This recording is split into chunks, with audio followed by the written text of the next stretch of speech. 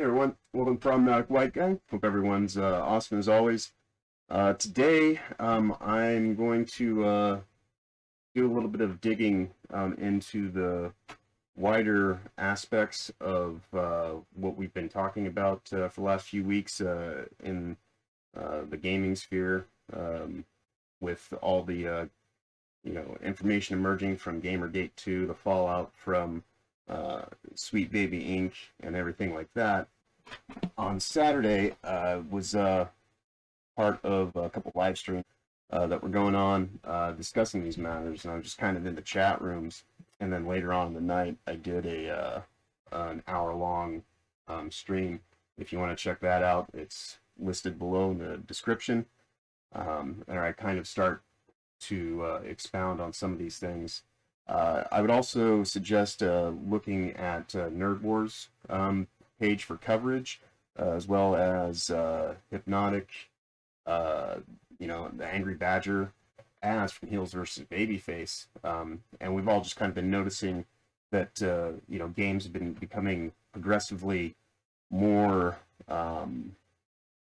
just kind of driven by these top-down control schemes. And initially, everyone was kind of putting the focus on Sweet Baby Inc., but we've come to realize and try to open up the discussion so that everybody can see that they're merely an actor.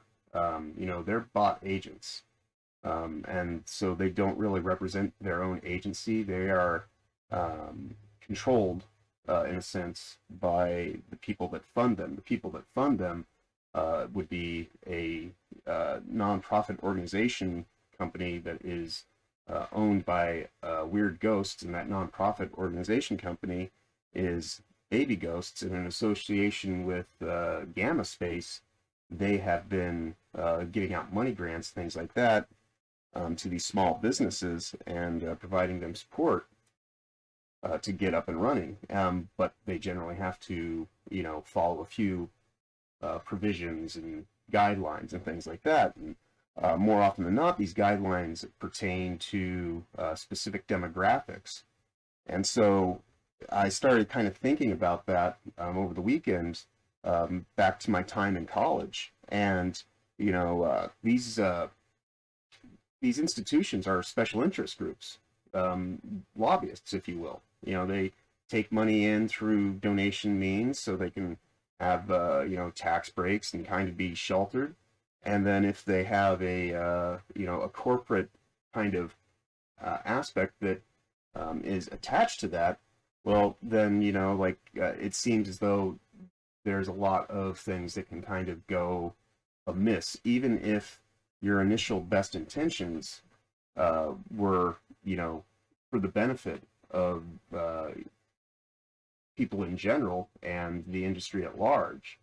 Unfortunately, through the course of time and distance, and like so many things here in the world these days, now that we live in, the COVID hell world, where everything's just kind of like a clown show, even these things that were done with the best of intentions have slowly but surely got caught up in the shadows of their own ideology and can't see past the delusions of their own haze.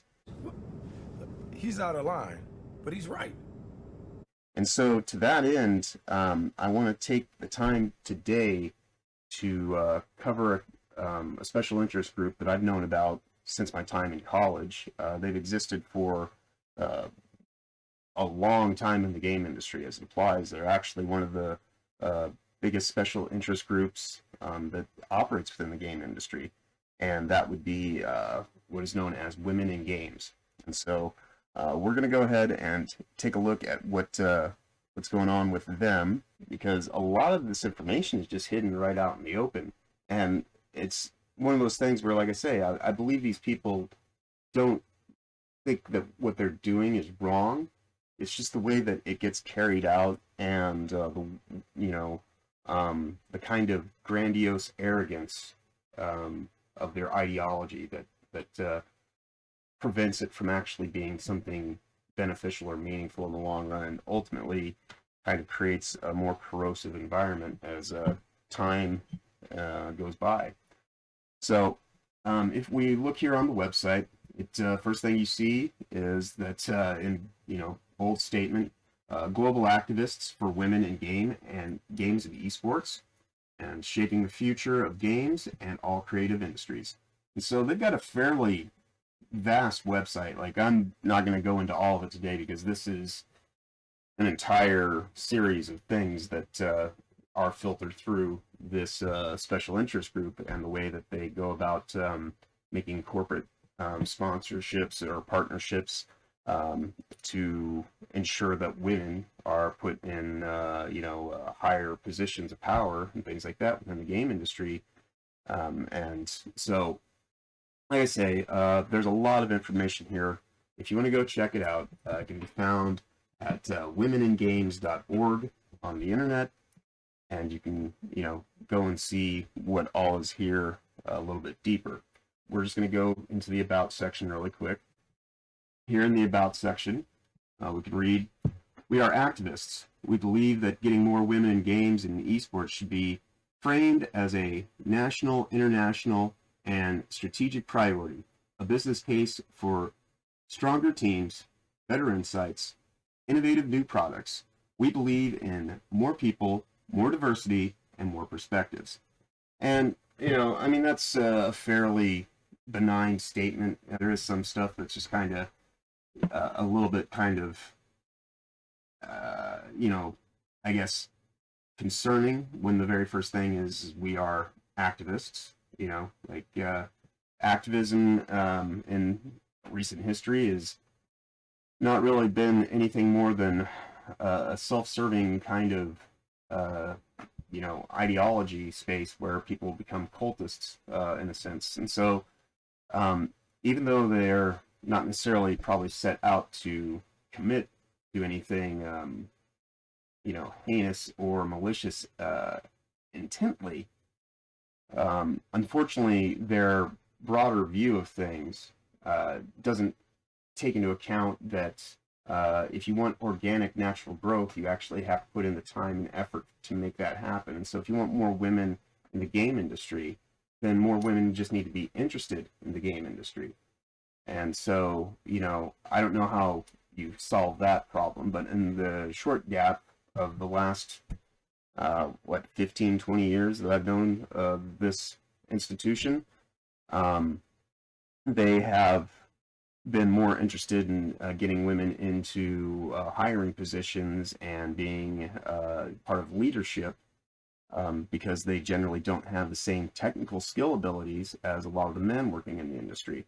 I've been working with Nerd Wars, trying to investigate this stuff, and he's been working on some stuff that'll probably go further into that here in the next few days from a report that I found that I had gotten to him, that I just kind of was doing research, and one rabbit hole leads to another rabbit hole in this whole weird kind of situation that we're looking at, because it's not just a few bad actors, and even the bad actors that we see them as, from their perspective, they think that what they're doing is setting things right, which if we go further down the page, we can see right here that's what this gets into. And so, of course, they've got a history, her story in parentheses, and it says, let me go ahead and highlight this.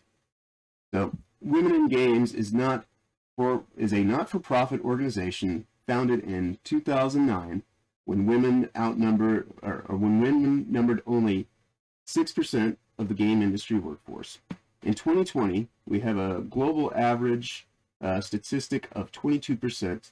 In a recent survey of the global top 15 game companies, only 16% of women are represented in the executive teams. The number of women working in any role or competing in esports is around 5% of 1 in 20, or 1 in 20. Yet, approximately 50% of players globally are women. So we still have a long way to go in achieving a representative games and esports industry and better understanding on how to do that. Now, the thing we need to keep in mind, when they say 50% of gamers are women, Now, that has a lot to do with women are the largest, gender population on the planet. There are more men than women, and they do play a lot of, mobile games and puzzle games and things like that, but they're not really too interested in some of these other things, and they're not interested enough to actually just get into the game industry. And so the women that do go in there are focused on and raised up more often than not, which was definitely something that I saw during my time in art school. And I was graduating the year that women in games really came into fruition. But prior to that, it was a movement that was building, and they were building towards having the special interest group. So I actually was at the Women in Games initial GDC discussion panel and things like that, because I was going to college there at the time, and I graduated in 2009, and so I actually knew a few of the heavy hitters that were involved with the organization back at that point in time. So it's always just been one of these things that I've known about in the back of my mind, but with very little relevance to the outside world or even to the game industry at this point in time. I've just kind of watched this thing, grow and build up, and like a cancer metastasizes and gets more and more, I guess, destructive as it goes, because it's concerned about its own well-being as a entity rather than the host that it's actually attached to. And in that instance, we gamers primarily, for the most part of these kind of games, are men, and even still working in the industry, represent the largest cross-section of people working in the industry.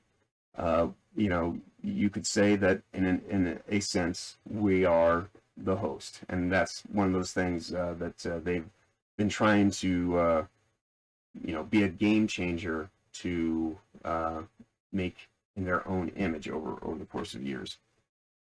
So as it says here in their community section, from grassroots, we have built a powerful and diverse community across multiple social media channels such as Facebook, LinkedIn, and Twitter. We can continue to expand our social networks by using new and innovative spaces to engage with and support our community, in particular Twitch, Discord, and Clubhouse.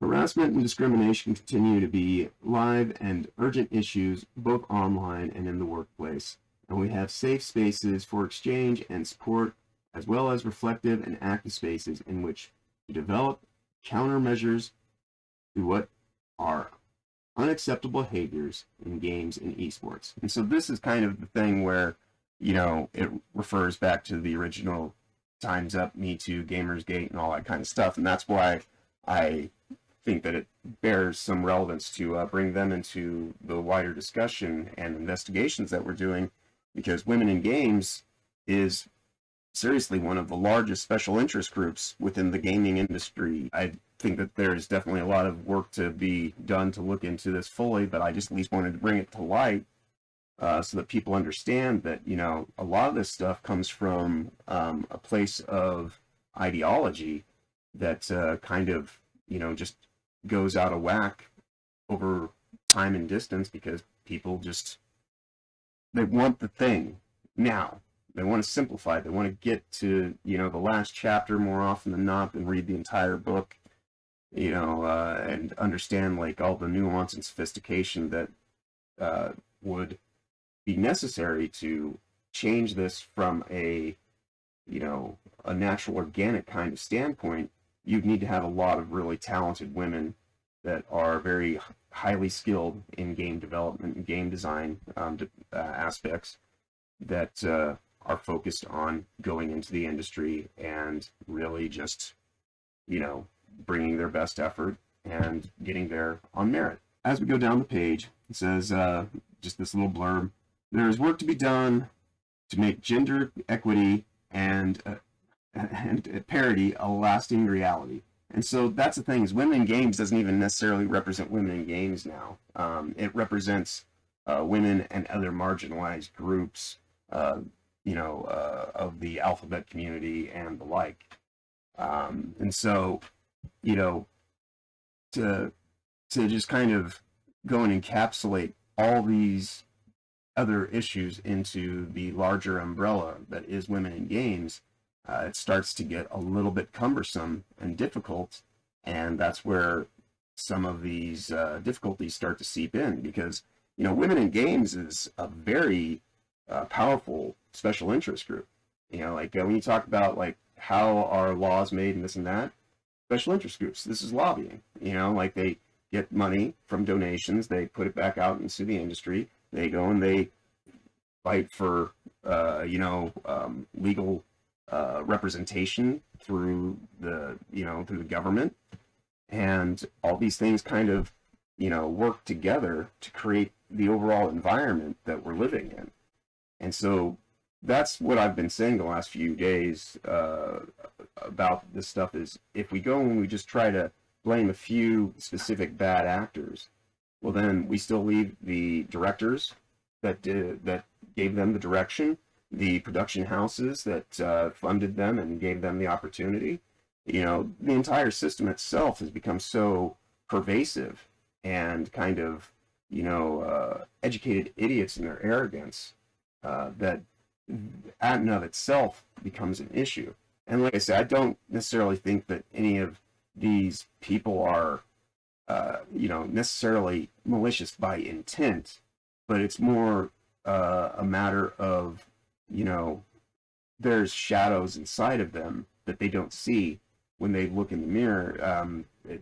They reflect their darkness out onto everyone else because they don't want to take the time to deal with what's going on inside their own experience. And so they paint the delusion of their, rage and discontent in a volume of fog around them. They can't see through the haze of their own projections. And so, that's where I kind of think that it would do us all well to have a better understanding by reading into these companies and getting to know who they are, because they are part of the environment that makes the games that we all enjoy. And so if we're going to be respected, we're going to have to ensure that they understand who they're dealing with. And for the longest time, a lot of these groups are able to just kind of fly under the radar and nobody really even thinks about it, because they're just concerned about the game, not, people just want the donut. They don't want to know how it's made, right? And so that's pretty much it for the about section.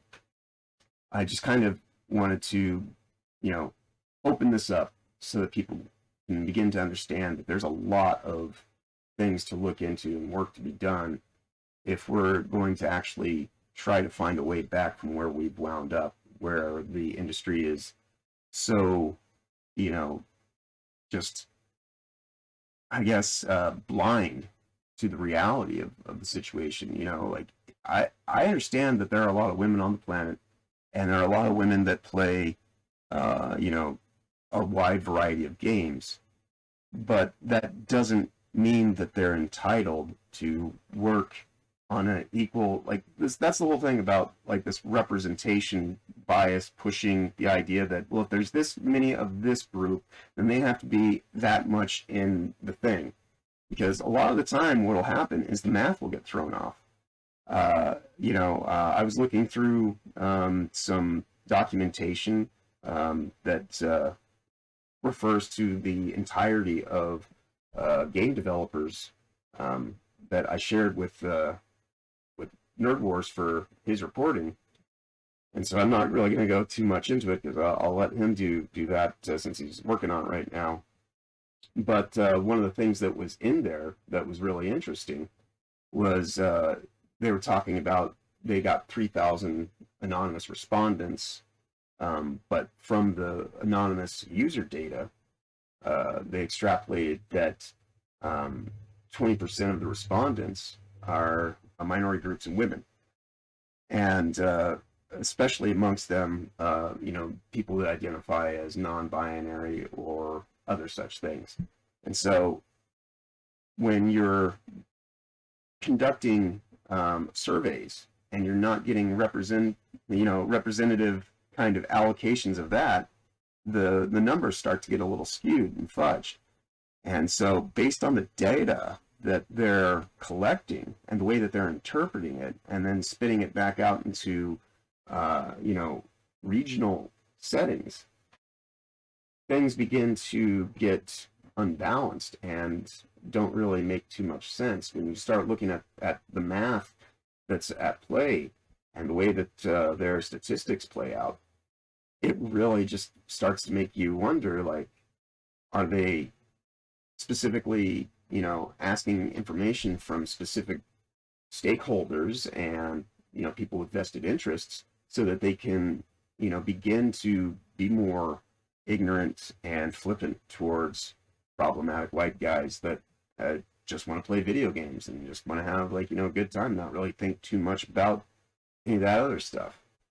But, you know, as it says, they demand us to be better and they want us to improve because, you know, from their perspective, men are not to be trusted by and large. And so that in of itself kind of begins to create some of the issues. But if we look over here, they have a whole bunch of stuff, and that's why I said I'm not going to go into the whole website.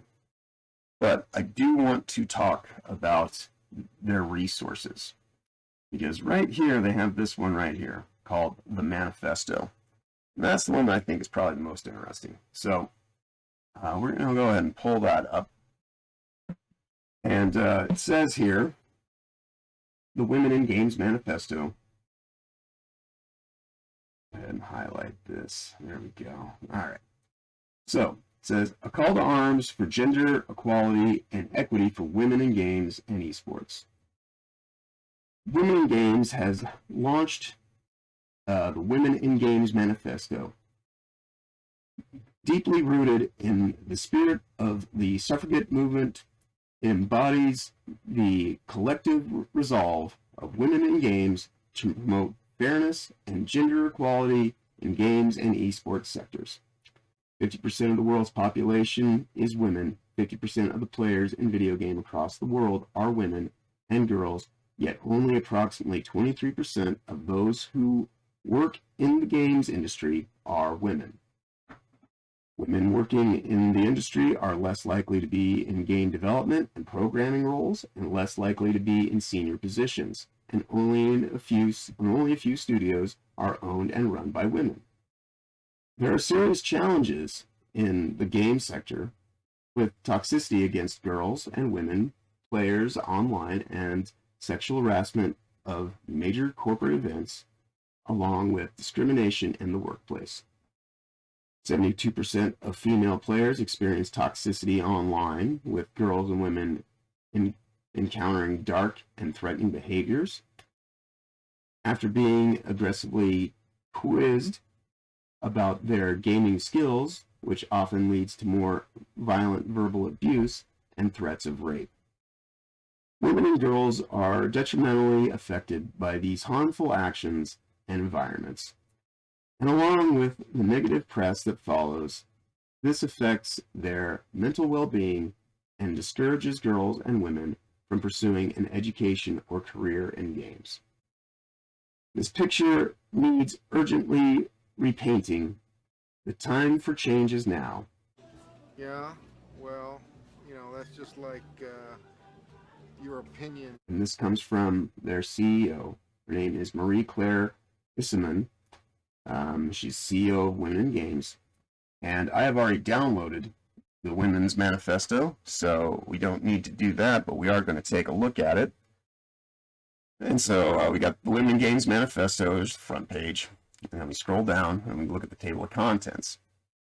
And so we got a couple sections here. Who are we? 14 reasons for supporting women in games. Why the wireframe in games is so flawed. How women in games plan to bring about change. And what you can do to get involved. Wow, that is bright, and I am getting blown out by the light. Oh well. You just have to live with the fact that I'm very, very pale. So, all right. Who we are. Women in Games, WIG, is a non-profit organization with global reach and impact based in the UK, working to build a fair playing field for women and girls in games and esports. In addition to our core team, we work with our Women in Games corporate, individual, and educational ambassadors, and numerous impact partners. And by impact, they're talking about, social impact, which is another thing that factors into all this soft money dark magic that's playing out. The impact on how are you going to affect things such as equality or equity, rather, the environment, all these kinds of things. And so if you just go and look up impact investing online, you can find a lot of information about it. I might have to do a video on that as well, just to kind of give people a little bit more of an understanding of the definition of these terms, because this is a lot of corpo speak, and that's part of the reason why I don't want to get into everything, because it's a lot, and you can only process so much in any one day when you're dealing with something that is so pervasive and just kind of maligning, even though it does it in a very polite and sometimes condescending way if you try to encounter it directly. But I digress. Okay, it says, our women's first approach is inspired by our respect for the diversity of women's needs and the priorities across cultural and geographical boundaries. 110 years ago, women suffragists in the UK published their manifesto, 14 Reasons for Supporting Women in Suffrage. More than a century later, women may have the vote, but there is still so much to be done to bring about fairness for women. Women in Games follows in their footsteps in this manifesto.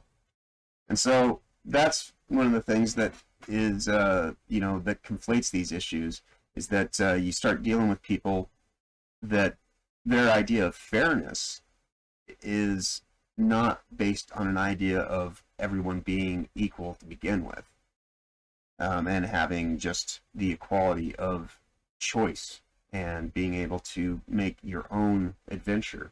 They want things to be standardized and made more rigid and hardlined. I have no problem if a talented woman who has something to say, artistically speaking, wants to get into the game industry. Who am I to stop her, But when you start doing things that get into the weeds of, well, we're going to lift these people up that otherwise wouldn't even have an interest in it, you can end up with a few gassed up mids along the way. And so I think that that's not even to the benefit of these women that are trying to do this in their mind for the right reasons. So we continue down to the 14 reasons for supporting women in games. Number 1, because women have long been marginalized in the game industry, and it is past time to take action and create a fair playing field. Number 2, because women's economic equality is good for business, and that's evidently from a UN report in 2023. Because, we're at number 3, because advocating through collaboration and communication are fundamental tools in the struggle to eliminate discrimination. Number 4, because all women working in the industry deserve to be fairly treated at all levels, from content creation to leading development teams, and from junior to senior management. Number 5, because equal pay for all means equal pay for women, which honestly, a lot of these diversity measures, that seems to be one of their points of importance. But we've come to find that a lot of women have been hired into these positions specifically as a way to reduce cost. for the corporations that hire them. And now that we are entering the post-human AI-driven age of robotics, a lot of those positions are being eliminated and being done by automated systems. Congratulations, you played yourself. Because your desire to have things done so stringently left you open to fair and equal treatment. If you want to go and pull the rug out from under men, don't be surprised when corporations pull the rug out from you. You know, that's kind of like in the last few years, you know, all this stuff about like, you know, freedom of choice and this and that. And like, you know, a lot of people who want body autonomy rights also argued that everyone should be vaccinated. Those cut in different directions. You want body autonomy rights, then you have to allow people to have body autonomy rights. You want to sit here and say, I deserve body autonomy rights, but you're going to get me sick if you don't do this stuff. That's not fair. That's not equal. That's anything but. That is, you know, popping up one class and marginalizing another for, you know, just arbitrary reasons that don't really reflect what is supposed to be culturally our, you know, American way of life. But, you know, a lot of this stuff has been getting shifted over the course of the last 40 plus years in a very zombie economy. And so now we're seeing the, you know, the, I guess, death pangs of a capitalist society. And we're seeing it overwrought and overtaken by a more globalist driven collectivist kind of corporatocracy, which is just a fancy word for authoritarianism. You know, so many large-scale corporations now have more money than nation states, and so the nation state becomes beholden to the corporation, and the corporation doesn't have to be beholden to any nation because, you know, corporations, though they may be seen as people here by our government, are conceptual entities. They don't exist. Like there are buildings that you can do business in that relate to that, you know, mental construct. But you know, trying to pin down a corporation to be, you know, part of appropriate economic flow becomes harder and harder the more they're able to extend beyond the boundaries of any nation's borders. And, you know, that's when the manipulation of money through the deep state means of Wall Street and the stock market begins to really make our small business, you know, middle class driven economy suffer for, you know, all sorts of reasons. And these are the things that kind of fuel that. And there's certainly far more that goes into it. And even this is just kind of, you know, scratching the surface. Because, like I say, a company like, or a corporation and a nonprofit within that think that they're improving the situation when all they're really doing is, you know, tipping the balance of power to where it's not driven by the actual, you know, merit of the talent involved. And it becomes about, you know, these quota-driven initiatives and trying to make sure that things are more reflective of, you know, other things. Like, in a sense, people spend all their time chasing dumb numbers, and depending on how you do the math, you can take that situation anywhere and make it reflect anything.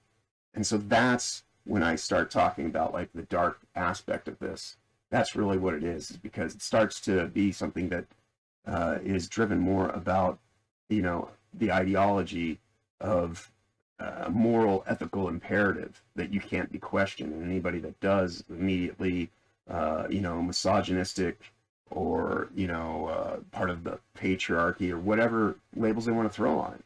And, you know, like feminism in and of itself seems to be pretty hardline on what that even pertains to. I just, you know, this last weekend, there's some kind of Twitter battle from some woman who had way too much makeup on her face and looks kind of like a clown show, complaining about this Southern woman for just being herself and, you know, not falling into the quote-unquote stereotype of, you know, fake nails, fake lashes, fake hair color, all this fakery. And she's sitting here trying to say that anybody who's interested in that, in a woman who actually is a woman and is herself and not trying to be anything more or less than just a beautiful, natural woman. And that's where her beauty comes from, is the fact that she's just naturally herself and she's not putting on a false front, you know, and it causes a schism. So I'm sure that with this video, I'm definitely going to be called misogynist and, you know, all these kinds of things. But what I've seen play out during my time in college and the build up to women in games coming into fruition, and then the years since it has existed, is a lot of misandrous bullshit. And I don't mean to say that, you know, as though like it's going to change anything, you know, but it's stuff that we all should take time to be aware of and actually not just give lip service to or empty platitudes.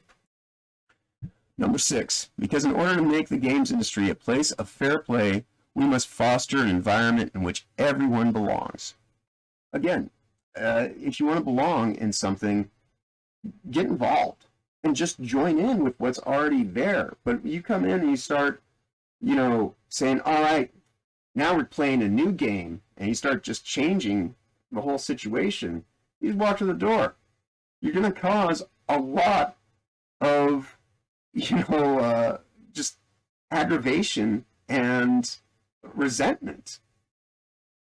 If you don't have respect for the thing that you feel that you're, you know, entitled to, then the way that that's going to play out through your actions and deeds and, you know, your misunderstandings of it is going to have a lot of unintended consequences. And even the intended consequences will end up suffering in the long term. But here we are at number 7. Because to aspire to be a fair reflection of the whole world, games must fairly reflect the world's whole population. No offense, but it sounds like some fucking commie gobbledygook. This is astroturfing. This is not actually taking the time to actually build something up. And yeah, if you want to say that you're going to spend time with young girls and teach them more about video games, get them involved in video games and this and that, and like if they stay interested in that, then they'll go into it later in life, which you can't guarantee these things. This is where it gets into the sticky situation of you're trying to dictate people's, you know, behaviors and choices. And that's the stuff that gets pushed from agencies like BlackRock and Embracer Group. You know, Embracer is really big in the gaming sphere for the way that it pushes around a lot of the dark money. So that's another one of the organizations that we should probably be doing more in-depth investigations on. But we need to understand who the players are, what the playing fields are, you know, and like have a much broader understanding of the whole environment rather than just these individual aspects that we cherry pick because they come to light, you know, as they do.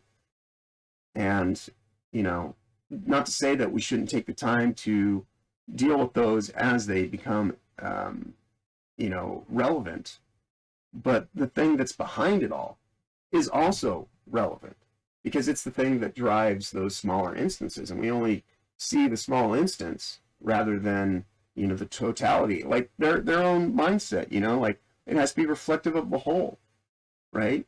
And so if we're going to, you know, burn the witch,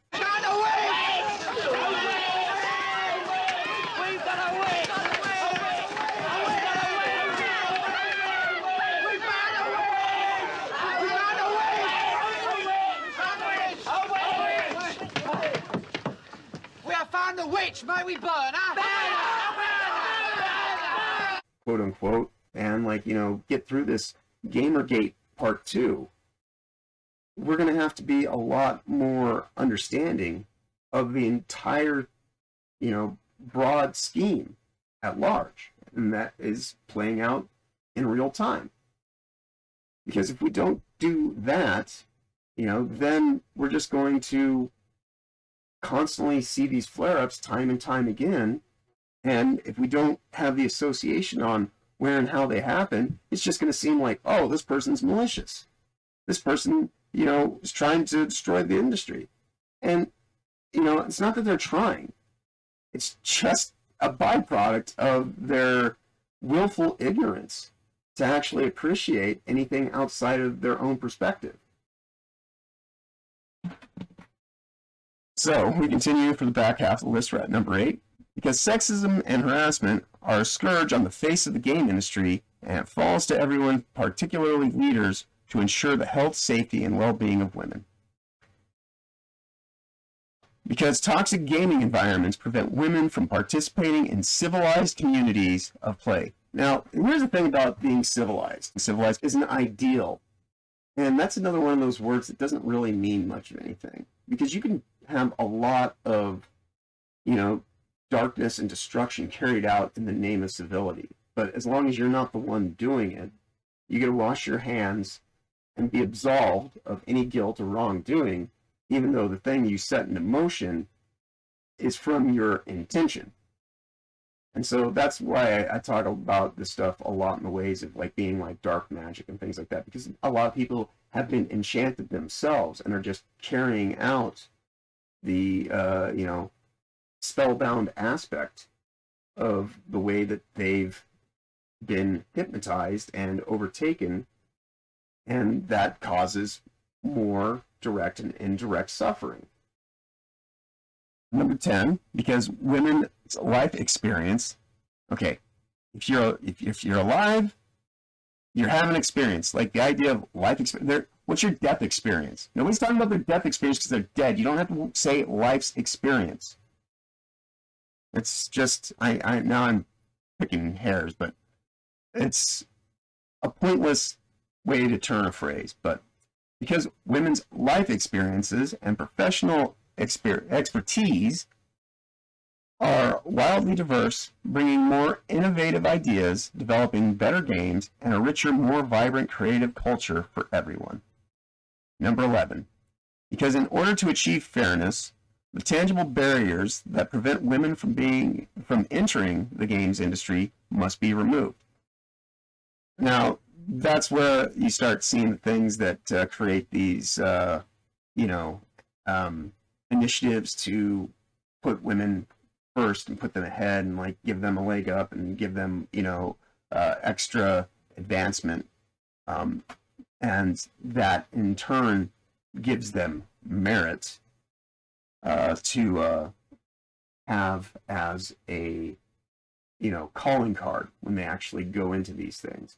But that's where a lot of this stuff starts to kind of like get into this ideological mindset, becomes more of a feel-good cult society. Number 12, because embracing gender equality and diversity in games and the game industry will bring about a sustainable future. Again, now we're getting into ESG stuff. So that's the thing on this is, like I say, I don't even know that it necessarily set off to do anything, you know, corrupt, but that doesn't mean that it hasn't been corrupted over the course of time and distance, being involved with these larger scale thought tanks and, you know, globalist driven initiatives. Number 13, because education, training, and professional development for girls and women are essential to bring about a fair playing field. You now make a point of that's an investment criteria for you. Well, behaviors are going to have to change, and this is one thing we're asking companies. You have to force behaviors, and at BlackRock we are forcing behaviors. 54% of the incoming class are women. We added 4 more points in terms of diverse employment this year, and you know, what we are doing internally is if you don't achieve these levels of impact, your compensation could be impacted. Okay, we're doing the same thing. And so it's just you have to force behaviors, and if you don't force behaviors, whether it's gender or race or just any way you want to say the composition of your team, you're going to be impacted. And that's not recruiting, it is development, as Ken said. And ultimately, it's still going to take time, but I am just as much shocked as Ken is, that we have not seen more opportunities, and we're going to have to force change. Number 14, because to summarize all of these reasons, a fair playing field benefits all. And that starts getting into the whole thing on what do you mean by fairness? You know, like some of these words don't mean what they think they mean. And, you know, like if you're going to go and hollow out something and just make it an empty husk and have it amble about like a skin suit and filling it with all your whatever, you know, that's, you know, like Disney thinks that they make really good Star Wars movies. And they don't. They make terrible Star Wars movies. They make terrible most everything that they do. And a lot of that has to do from a buildup of 30 years of HR, marketing, PR-driven initiatives, giving women entry points into the industry in these non-technical skill-based positions. And then they're able to ascend into higher levels of management. Not necessarily the highest levels, but they become mid-level managers. And so you have to deal with them as mid, you know, like a mid-boss. And they usually have like this frumpish look on their face, and they're just like all too quick to like give you, you know, these untenable situations. You know, like I was in a chat room on what Hypnotics YouTube yesterday, and in the chat I was talking about this one woman who's a director of some form of HR. Was talking about how you can't just get rid of everybody. You have to give them 30 days to change. And I said, well, that's 30 days notice before you're going to fire them, because they're either going to fall in line, or at that point in time, that's when the censorship is setting up the stage for the brutality, right? So like they'll tell you politely, get in line, don't do the thing, or get in line, do the thing, or get in line and just do what we tell you and don't do anything that we tell you not to do. And if you don't do that, then you're given a timetable of measure. And then when we decide to measure against that timetable, if you don't meet our demands, then you're the one who has caused a problem, and you're the one who needs to leave. And, you know, that happens in all forms of media, you know, from comics to TV to movies to video games, and, you know, even music industry. Like everything is looked at generally through this corporatist lens, which, you know, corporations are anything but capitalists. They want closed markets that they control. Capitalism refers to the idea of an open free market to ensure the competition of good ideas, to make sure that people actually keep costs reasonable, keep, you know, gains within the local economy, so that people actually, you know, don't get so ahead of themselves that they start shortchanging quality for quantities and becoming profiteers. But we haven't done that since the 1980s, and so now we're in this very lopsided zombie economy where money gets printed and proliferated more and more, in and of itself only exacerbating the issue that's already, you know, not being dealt with. And so that's what inflation is it's financial debasement, because the more money you have, the less value each dollar represents. So we're on this section here called Why the Wireframe of Games is So Flawed. Women, girls, and games communities are the targets of gender-based toxicity in person and when playing online. I am not necessarily like a big fan of this idea of, like, you know, calling things toxic and whatnot. I mean, I don't control the language or the culture, but if you can change the language, you can change the culture, and that's where things like this come into play. Like, oh, if I call them toxic, then people are going to resonate that word and associate it now with this thing that actually has nothing to do with toxicity. But, you know, once again, I'm, you know, just laying out my perspective. Yeah, well, you know, that's just like your opinion, man. According to the long-running female gamer survey, Brighter, such toxicity is on the rise. And as a result, women gamers are often discouraged from playing the games they love. 72% of female gamers experience toxicity in gaming, often of the dark and threatening kind. Even more disturbing, the abuse doesn't always stop once players leave the game. Some instances manifest into serious consequences outside gaming, and in 2022, Brighter surveyed 1 in 4 women stated that they are reluctant to identify as a real gamer, and just 38% of female gamers feel that there are adequate processes in place to deal with toxicity in gaming. So they've decided that the best way to deal with this is to throw the baby out with the bathwater, so to speak. So, like these are extreme measures.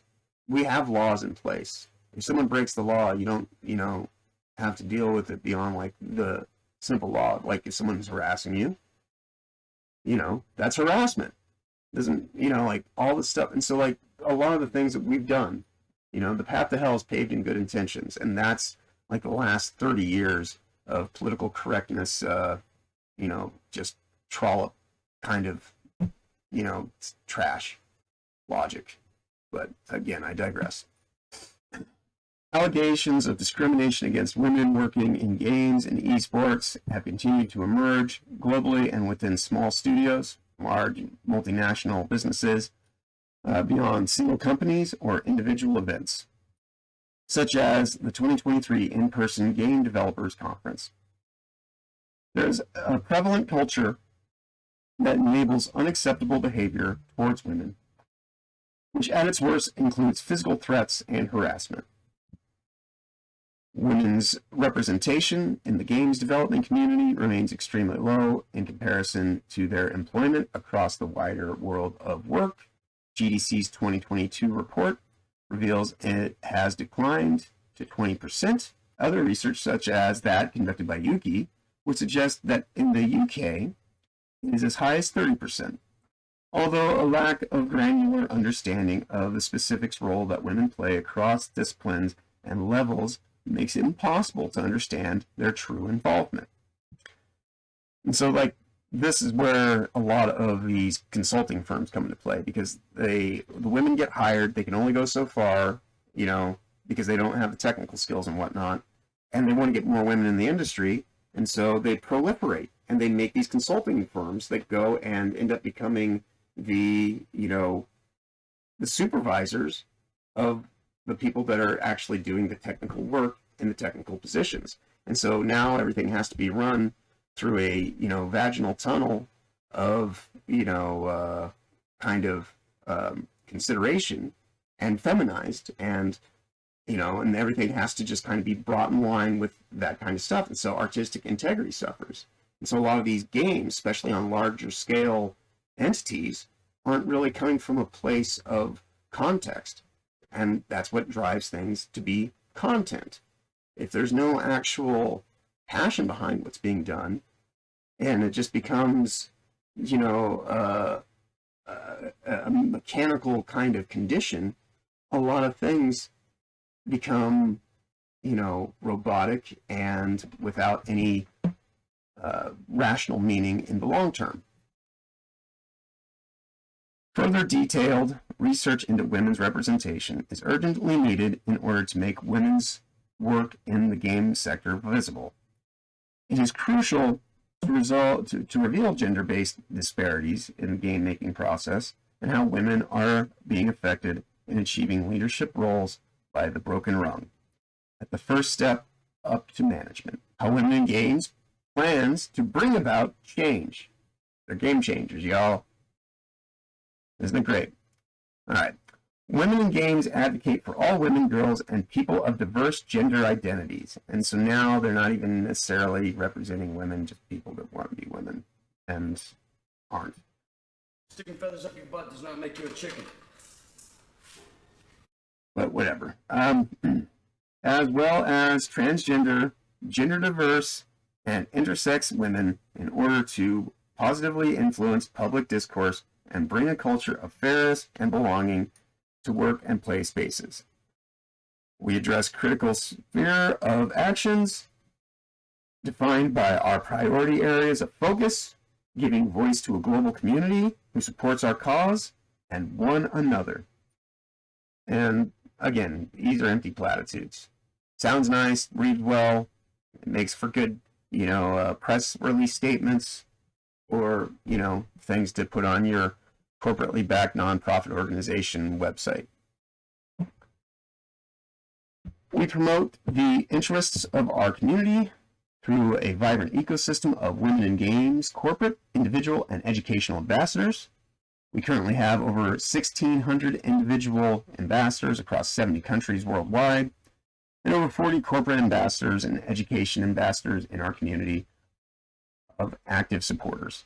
We hold global events designed to provide safe, encouraging, and supportive networking and career development opportunities.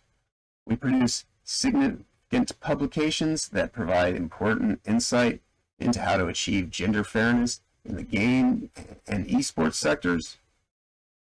We hold annual Women in Games Global Awards in order to promote the achievement and accomplishment of women across the sector, which, yeah, you had an award, you feel good about it, but what does it mean? What have you actually done other than, just make yourself believe that you're somehow making a difference when all you're doing is making another award? I mean, that's like a lot of these award shows, and yeah, I guess the Oscars were just last night, they fall in this category too. They're meaningless. They're just backslapping, glad-handing societies. They don't actually do anything other than, just inflate one's already self-inflated sense of self-importance. You're all just sitting around in a room, sniffing each other's farts, getting high off your own gases. It's whatever.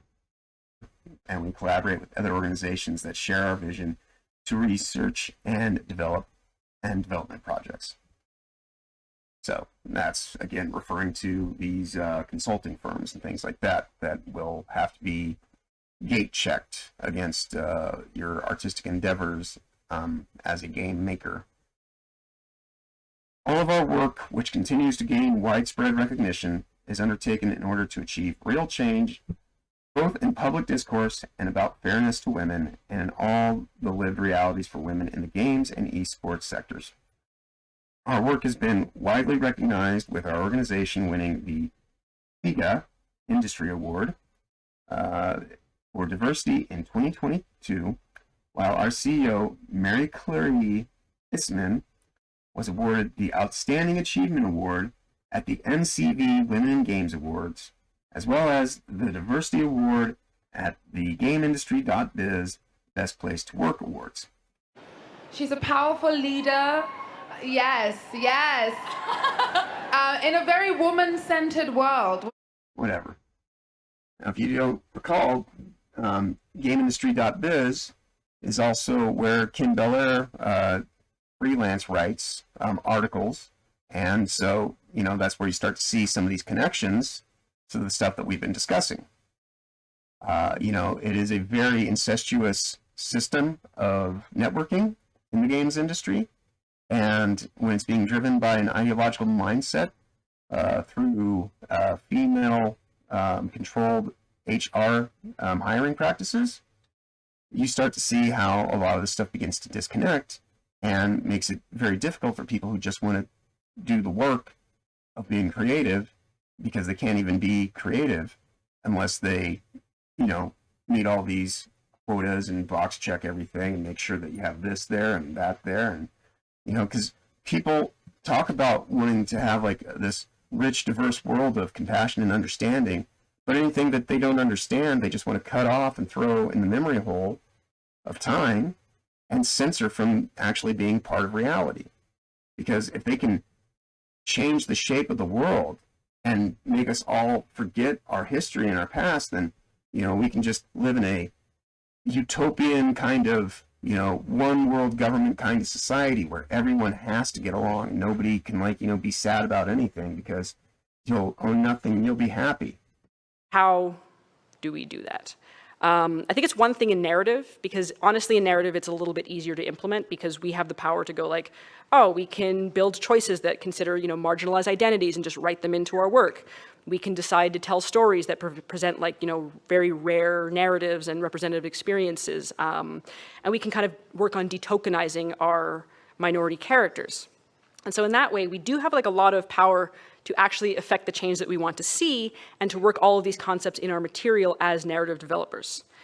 But we still work for people. And it's another kettle of fish, I think, when it comes to like the structures that approve these choices. And we have to kind of look at them a little more institutionally, because we can write all the stories that we want, but that doesn't mean that anyone's going to buy them, anyone's going to market them, anyone's going to let us do it. So I think I want to use my last section here to kind of outline the tools and the techniques that I use and that my company has used to make representation very much a staple of our offering outside of just the work that we do internally. So first and foremost, if you're in creative development, if you're building a world and a story and you're including characters and concepts that are borrowed or inspired by or based on the lives and the lived experiences of marginalized people, firstly, I would say do not be afraid to create moments that are intentionally targeted and designed to create joy in the marginalized. They are going to appreciate this on a level that your core audience won't, but it doesn't mean that you're going to exclude your core audience in doing that. Do not make it so that marginalized people, when they're playing your game, have to do all of the work to create representation themselves by creating that custom character. And also don't fall into this trap that I think a lot of people fall into, which is they think, okay, don't worry. We can include everyone by making this like single default universal experience that is universally representative. Because usually like all that means, as it did in the dating example, is that you're aiming at your core demographic and you're probably invisibly leaning towards the dominant societal voice, even if you don't realize it. And if you're in development and you are part of like that dominant voice, you're like a cis hetero white dude or just adjacent to that, do not wait until the end to call your consultants. Bring them in at the beginning, and instead of asking them, hey, is this very racist thing we did very racist? Or is this deeply offensive thing we did deeply offensive? Are you hurt by it? Ask them what they want to see. Like, ask them what would thrill them, what would bring them joy. And if you have a team lead, put that request to them very, very early. If you're a creative working in AAA, which I did for many, many years, put this stuff up to your higher-ups. And if they don't see the value in what you're asking for when you ask for consultants, when you ask for research, go have a coffee with your marketing team and just terrify them with the possibility of what's going to happen if they don't give you what you want. I'm in control here, and you're going to give me what I want. You know what it is. Give me what I want. You know what I want. I've been asking for it for years. You're going to give me what I want, or I'm going to continue to hurt people you love. That's what the stuff begins to reveal, you know, whether that was even its intention.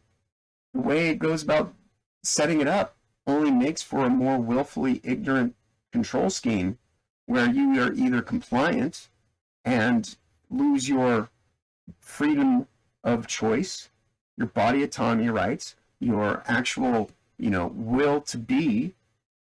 And since everyone's been debased in the economy and they're working towards a digital currency system, if you don't fall in line with these things, then you're going to be priced out of your livelihood and you'll have your access to any kind of, you know, currency completely, utterly shut off. And so again, I would tell anybody, learn how to garden. Learn how to like have some, you know, skills that go beyond the controls of the control state.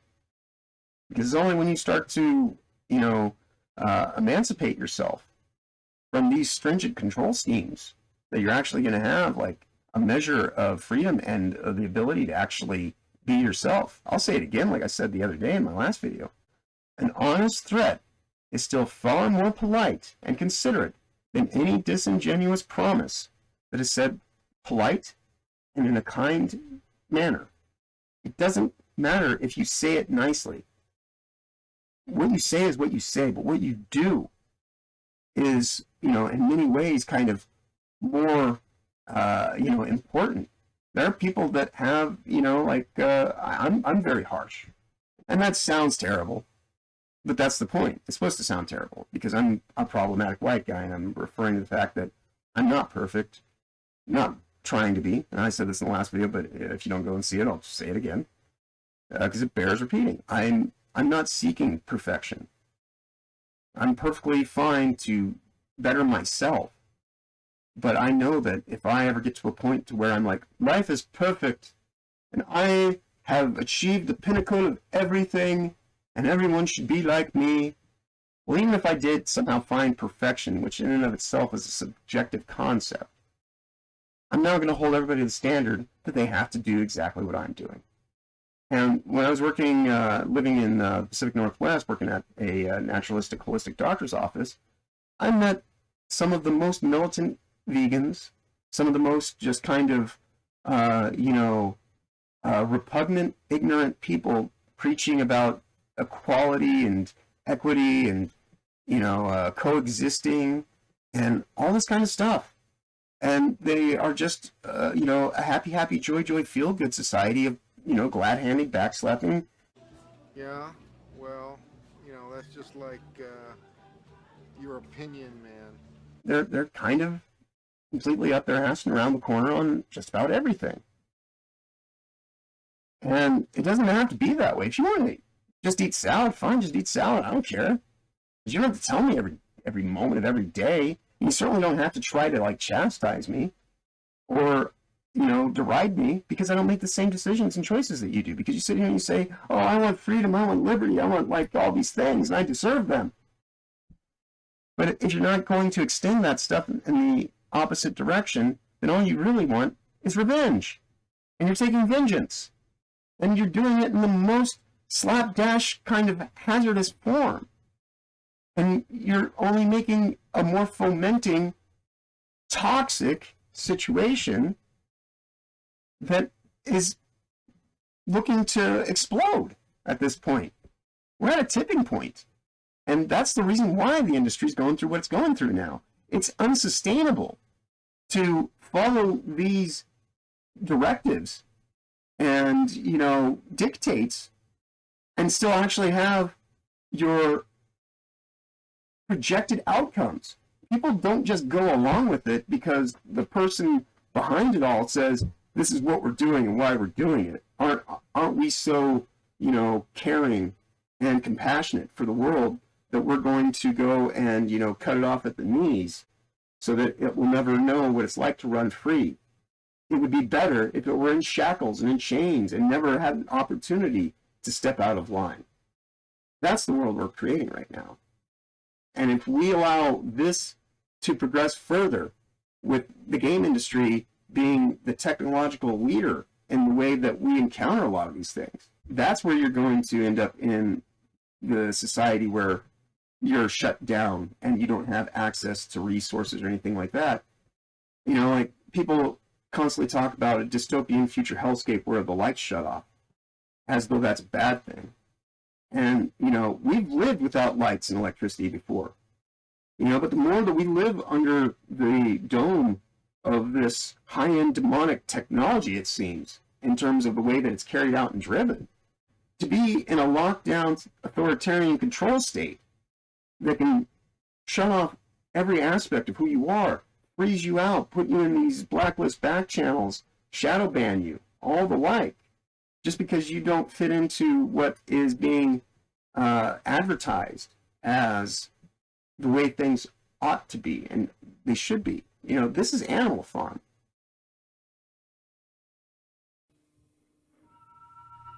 The innocent suffered with the guilty, and the chickens' uprising was short-lived.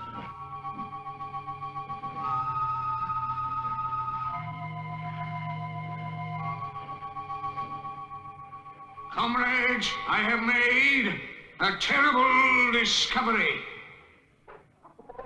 There are traitors among us. Yes, comrades. In league with Jones and Snowball. To destroy Animal Farm.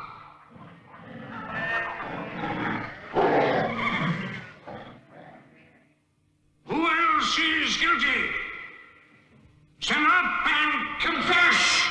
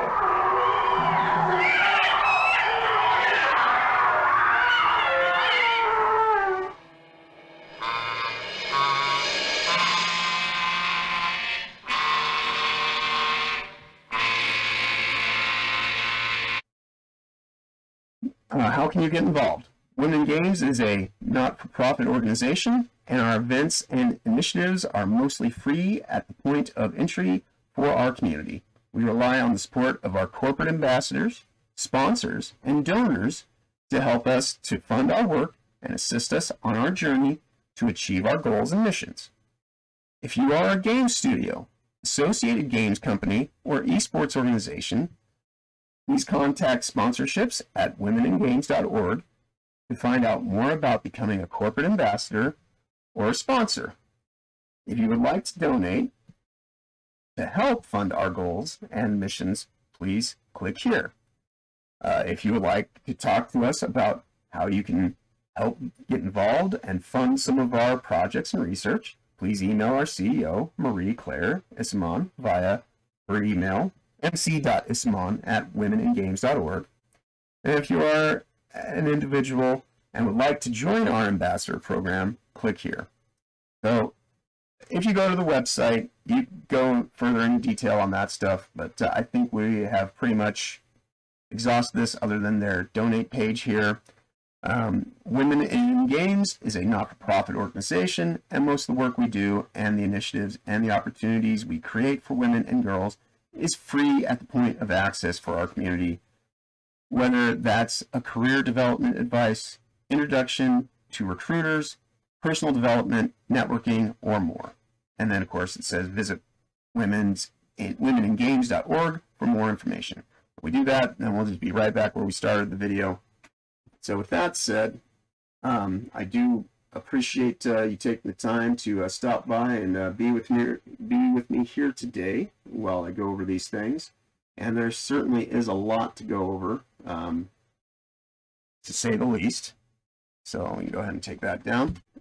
You have any questions or concerns, anything like that, that's what the comment section down there is for. If you want to call me a misogynistic patriarchy representing asshat, you can do that too. If you want to show me some support, you can do the like, subscribe stuff. You can lick that thumb button, an odd number of times. One should suffice, but if you do it any more than that, do it an odd number of times. And if you actually kind of appreciate what I've been talking about today, like I say, please help me get out of like this, obscurity of not even having 50 people subscribe to my channel. I like to think that I am improving as I go. Clearly, I still have a lot of room to grow with what I'm doing, but I am trying to harness my creativity and not just do this in the most quick, abrasive kind of fashion, even though I'm surrounded by panels of static and all that insanity. But again, down in the description, check out Nerd Wars channel, Angry Badger. It's a Gundam, has really good stuff. Ademion.